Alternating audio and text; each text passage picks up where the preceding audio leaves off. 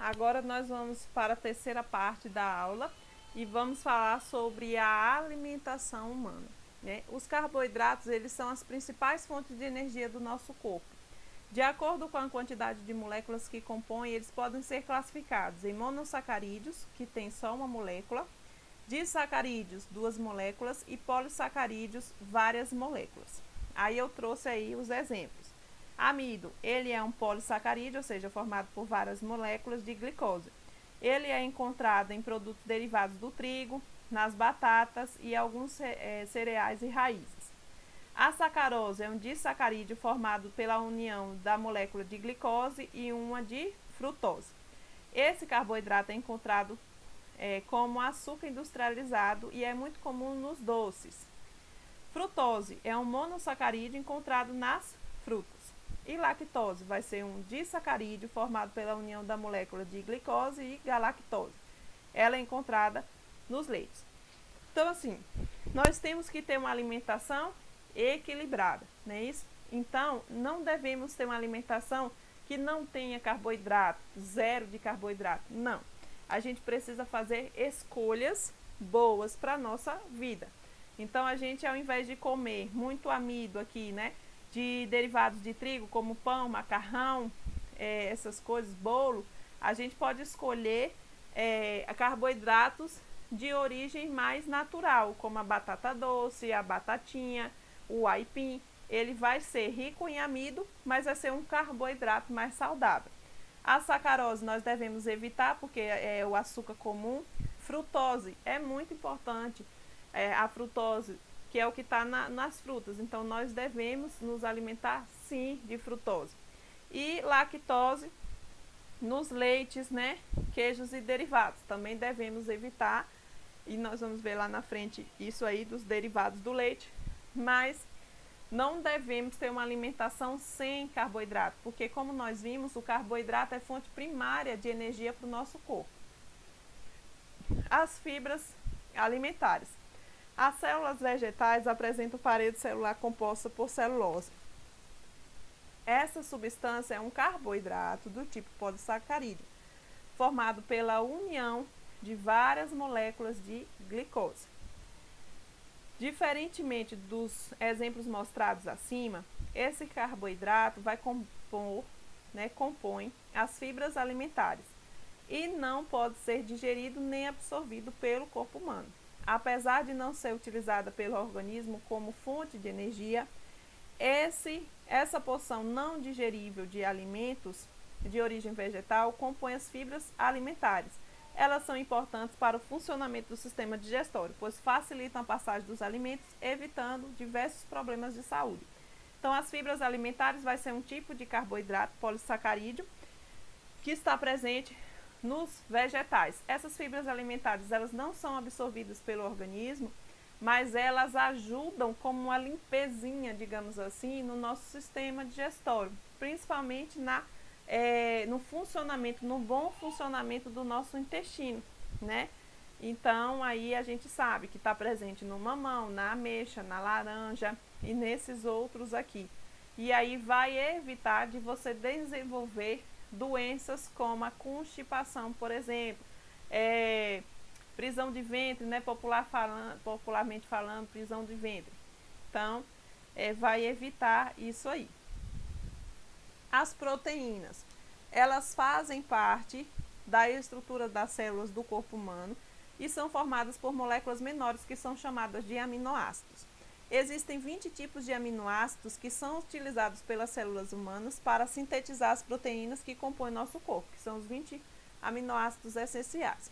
No entanto, apesar de essenciais, o corpo não produz todos esses aminoácidos, então alguns eles devem ser obtidos, né? Eles são obtidos através da nossa alimentação.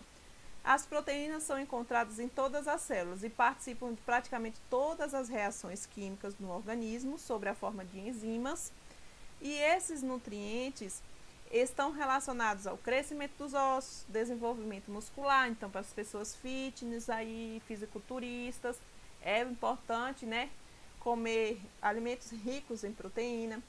Produção e manutenção de células sanguíneas, reconstituição de tecidos lesionados, ou seja, tecidos que houve corte, ferida, ela vai ajudar na cicatrização. As proteínas, elas são importantes para as defesas do corpo, produção de hormônio e atuam no funcionamento de células e órgãos. Então a gente viu aí que as proteínas, elas são extremamente importantes para o nosso organismo. Além da carne, outros alimentos de origem animal, como leite e ovos, são importantes fontes de proteína, capazes de nos fornecer todos os aminoácidos que necessitamos. Alguns vegetais também são ricos em proteínas, destacando as leguminosas e alguns cereais. No entanto, as proteínas presentes nos vegetais não fornecem todos os aminoácidos que precisamos. Por isso, ao nos alimentarmos apenas de vegetais, é necessário combinar diferentes tipos para obter todos os aminoácidos necessários. Então aí vem aquelas pessoas que são vegetarianas e veganas. Elas vão ter uma dificuldade em ter esse suporte dos 20 aminoácidos essenciais que nós precisamos para o nosso organismo. Por quê? Porque a maioria dos aminoácidos essenciais são absorvidos por fontes de animais, né? Fonte animal, como ovo, frango, carne. Então, assim, os vegetarianos que comem, não só não comem carne, mas comem coisas que vêm de origem animal, como ovo, por exemplo, leite e tal, menos mal. Mas os veganos, que são aqueles que não comem nada e nem usam nada, que o animal ele tenha feito parte dessa produção, aí vai ser mais complicado. Provavelmente essas pessoas, elas vão precisar de uma suplementação, né, de uma fórmula mesmo, de realizar uma fórmula numa farmácia para poder obter aí esses aminoácidos essenciais. Os lipídios. Os lipídios, eles são popularmente chamados de gorduras e atuam como fontes de energia para o corpo humano. Além disso, auxiliam nas atividades das enzimas e na produção de hormônios. A digestão desse tipo de nutriente libera moléculas que são utilizadas para produzir outros lipídios no organismo, os quais fazem parte da estrutura das células e dos tecidos. Quando os lipídios são consumidos em excesso, o organismo ele vai armazenar no tecido adiposo. E aí a pessoa vai ficar gordinha. Os lipídios, eles são moléculas maiores, né, que quando quebradas vão formar ácidos graxos. Assim como as proteínas, quando quebradas, formam aminoácidos. Assim como o carboidrato, quando quebrados, formam glicose. O lipídio, quando quebrado, ele vai formar ácidos graxos, tá? E aí, estamos falando de dois tipos de lipídios. Os lipídios saturados, que eles geralmente são sólidos na temperatura ambiente e são formados por gorduras de origem animal, como as carnes vermelhas, banhas, ovos, vão ser ricos em lipídios saturados.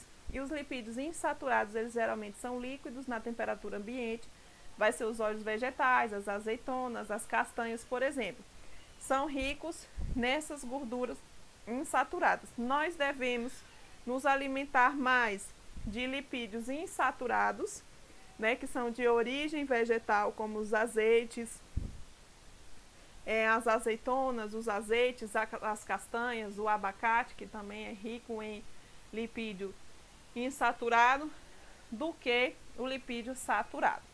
O colesterol. Eu quero deixar claro que o colesterol ele é um álcool que dentro do nosso organismo age como um lipídio, tá certo? Ele é um álcool, tá certo? O colesterol é um lipídio encontrado naturalmente nos animais. Ele é essencial ao fornecimento do organismo, participando, por exemplo, da constituição das membranas celulares e do revestimento das células nervosas dos animais. Assim como outros lipídios, o colesterol não é solúvel em água e para ser transportado pelo sangue vai se combinar com proteínas, formando o HDL e o LDL. A gente conhece muito isso, né? HDL e LDL. O HDL ele é conhecido como colesterol bom. Por quê? Porque ele transporta o colesterol que está na circulação para o fígado sintetizar, né? E já o LDL, que é considerado colesterol ruim, ele vai pegar os lipídios que estão sendo produzidos lá nos hormônios, nas membranas celulares, ele vai pegar parte desse colesterol e vai depositar nos vasos sanguíneos. Por isso que ele é considerado um LDL, um colesterol ruim, porque ele pega de onde está sendo bom aquele lipídio e vai depositar nos vasos sanguíneos. Devemos manter o HDL e o LDL em níveis adequados para ajudar a manter a saúde e prevenir as doenças cardiovasculares, por exemplo. Para cada molécula de HDL, ele consegue levar 3 moléculas de LDL, e para cada molécula de HDL também consegue levar 3 moléculas de triglicerídeos. Então é necessário que quando você for fazer o exame de lipidograma, que é aquele colesterol, triglicérides, HDL, LDL, você veja essa proporção. Se está para cada 3 moléculas de triglicerídeos, 1 de HDL, para cada 3 de LDL, 1 de HDL. Isso no limite, então seria melhor que fosse menos, né? A cada uma molécula de HDL, 2 de LDL e assim sucessivamente. Quanto menor a quantidade de triglicerídeos e LDL, melhor, né?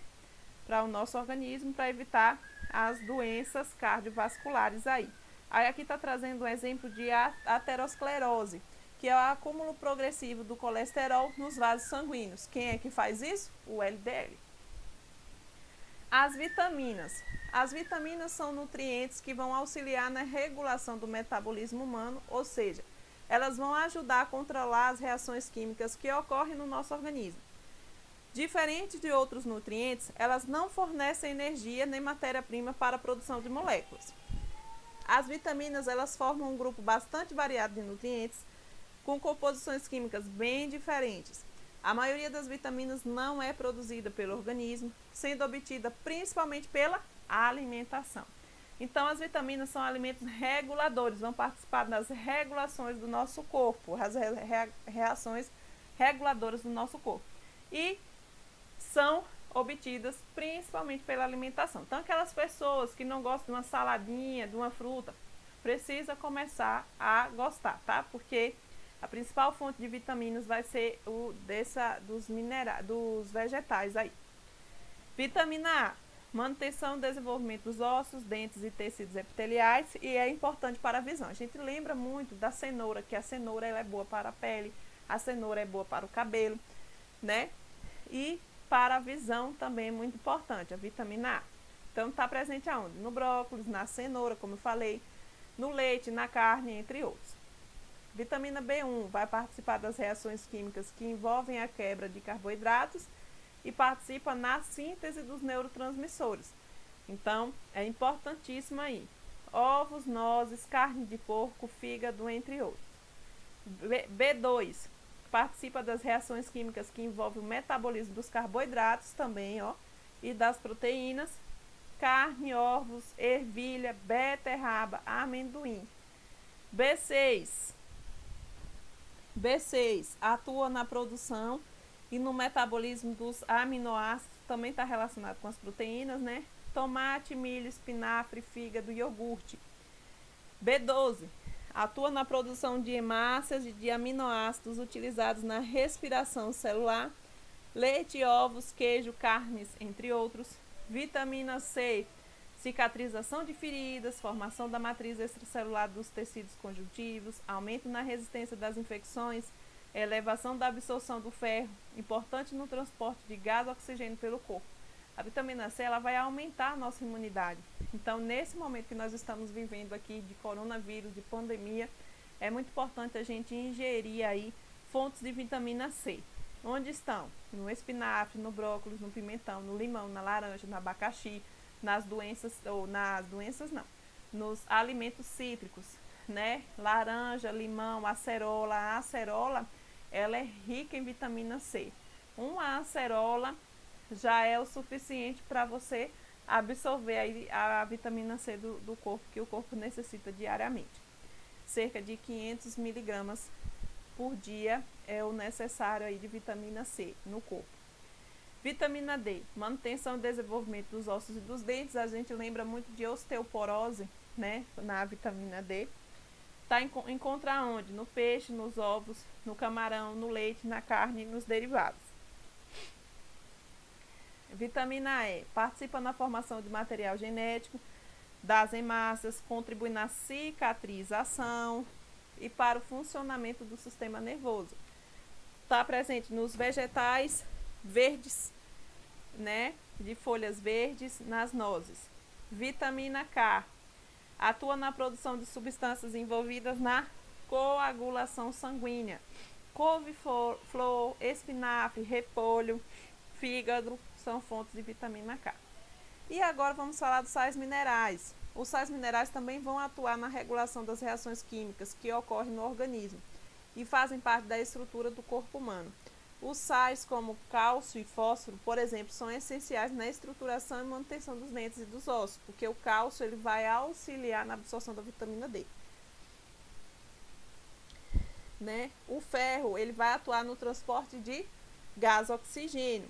Os sais de sódio e potássio vai atuar na transmissão dos impulsos nervosos. Então é muito importante os sais minerais aí na regulação das reações do nosso corpo. Aí eu trouxe alguns exemplos de cálcio, encontrado em sua maioria nos ossos e dentes, participa da coagulação de sangue, da contração muscular, entre outras funções, é absorvido somente na presença de vitamina D.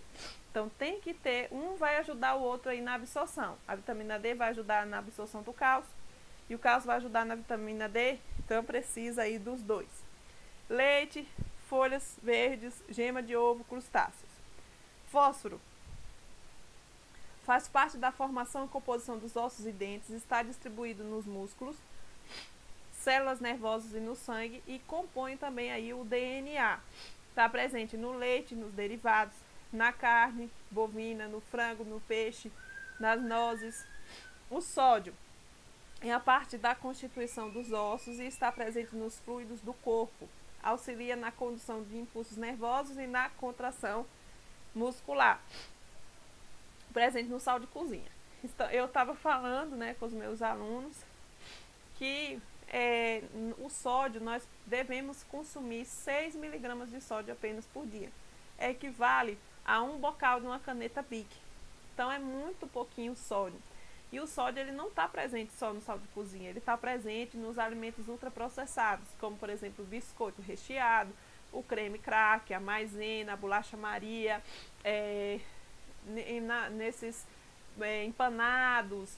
Em todos esses vai ter uma grande quantidade de sódio. Só um alimento desse, às vezes, tem muito mais sódio do que aquilo que o nosso corpo deveria consumir por dia, certo? Então, é muito pouco que nós deveríamos consumir. Para poder haver essa dissolução, esse dissolver do sódio, nós devemos ingerir água, bastante água, para poder ter aí essa o dissolver do sal aí, do sódio, e evitar a retenção hídrica e tantas outras coisas. O ferro, ele é encontrado no sangue, músculos esqueléticos, fígado e baço. Transporta o gás oxigênio até as células do corpo. É presente na carne, no fígado, na gema de ovo, no feijão, nos cereais, nas frutas secas, nas nozes, nos crustáceos. O ferro, a deficiência do ferro vai causar a anemia, não é isso? A anemia. Anemia ferropriva, ou seja, vai causar na pessoa palidez, a pessoa vai ficar cansada, se sentindo fraca, sem disposição.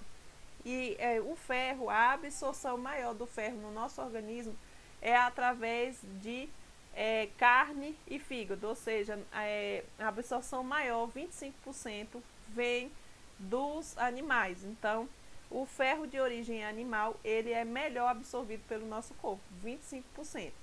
Já o ferro de origem vegetal vai absorver de maneira menor. Por exemplo, o ferro que está presente no feijão, a absorção é de 8%. Então, uma pessoa que ela está aí com anemia e tudo, quem já teve anemia sabe, que tem que comer bastante ferro de fonte animal para a absorção ser maior, de 25%. E de origem vegetal vai ter ferro? Vai ter, a beterraba, o feijão, mas a absorção vai ser bem menor, cerca de 8%. O iodo, ele compõe os hormônios da glândula da tireoide e influencia o metabolismo do corpo humano, né?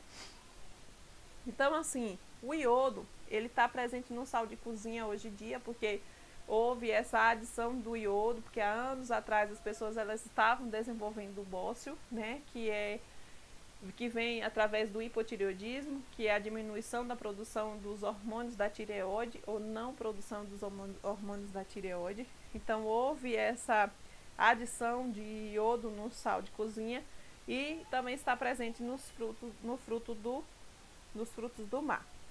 A água é essencial ao organismo, pois participa de diversas reações químicas e é meio no qual se dissolvem várias substâncias. Ela está presente na digestão, na respiração, no transporte de substâncias, na circulação e na excreção do corpo humano.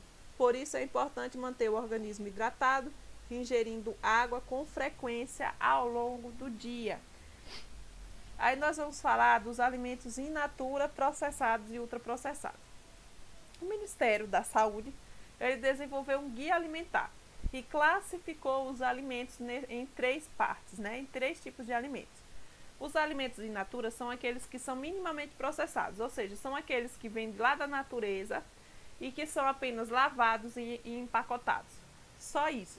Eles passam, né, por processos mínimos, que eles podem ser ingeridos tranquilamente, não vai ser prejudicial à saúde, tá bom? E aí exemplos de alimentos in natura vai ser as frutas, as verduras, o peixe que foi pescado, só lavou ali e empacotou, né? O peixe fresco também. O alimento processado e ultraprocessado. O alimento processado é aquele onde há adição, né, de açúcar, de substâncias que vão conservar aquele alimento. Então vai ter adição de açúcar e de sódio aí. E essa adição de açúcar e de sódio vai ser acima do recomendado, é para poder conservar aquele alimento por mais tempo, né? Então os alimentos processados, eles são transformados na indústria, onde são adicionadas essas substâncias que eu falei, que vai tornar o alimento mais gostoso, né? E vai aumentar a sua durabilidade, ou seja, para durar mais tempo. Aí trouxe o exemplo da geleia. Aí vamos lembrar aí dos processados. O milho verde, a ervilha que está ali enlatada, a ameixa em calda, o pêssego em calda, são alimentos processados. E os alimentos ultraprocessados, eles são comuns na nossa alimentação, mas o consumo deles não é recomendado. O processado você deve evitar. E os ultraprocessados você não deve se alimentar de jeito nenhum. Não é recomendado que nós nos alimentemos com os alimentos ultraprocessados. A produção dos alimentos ultraprocessados envolve grande consumo de energia elétrica, embalagem, aumento na produção de resíduos, causa grandes impactos ambientais, ou seja, ele vai trazer grandes impactos para nós, para a nossa saúde e também prejudica o ambiente. Ele está relacionado com vários problemas cardíacos, diabetes e vários tipos de câncer. Nesse alimento ultraprocessado, vão colocar muitas substâncias artificiais, aromatizantes e conservantes. Um exemplo é o glutamato monossódico, que é extremamente cancerígeno. O glutamato monossódico ele é para exatamente fazer com que esse alimento ele fique gostoso, ele fique com um gostinho bom, né? Então, e é extremamente cancerígeno. Então aí vai ser as bolachas recheadas, o salgadinho que você que gosta, os empanados, essas coisas aí, o suco em pó, são os alimentos ultraprocessados. E aí nós terminamos a terceira parte dessa aula aí.